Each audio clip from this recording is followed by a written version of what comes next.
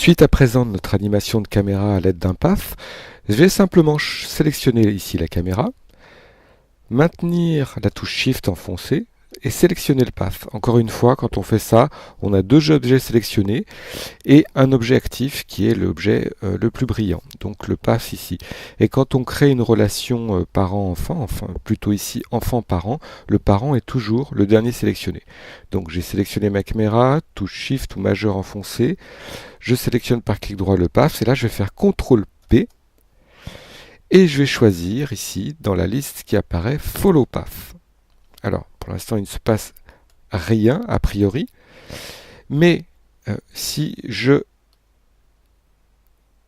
ici déploie ma fenêtre et active l'éditeur d'animation, on voit que ma caméra, évidemment, suit parfaitement le chemin d'animation, tout en visant vers l'objet vide qu'on va pouvoir placer à peu près où on veut dans la scène. Alors, juste une petite précision, vous avez vu comment j'ai organisé mon espace de travail.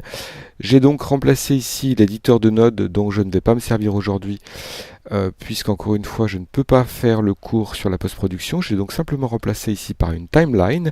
Cette timeline est un visualisateur essentiellement, elle ne permet pas vraiment de poser des clés, mais simplement des marques qui seront utiles pour l'animation, et vous disposez des traditionnels touches, retour arrière, retour, play, etc. Et donc si je lance play ici, donc, mon animation, effectivement, on le voit en vue caméra, est parfaitement jouée.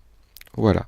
Donc ça, c'était une petite séquence destinée à animer la caméra à l'aide d'un chemin d'animation. Ce que je vous propose comme exercice pour la semaine prochaine, c'est de l'intégrer simplement à la scène, à la première scène que vous avez réalisée.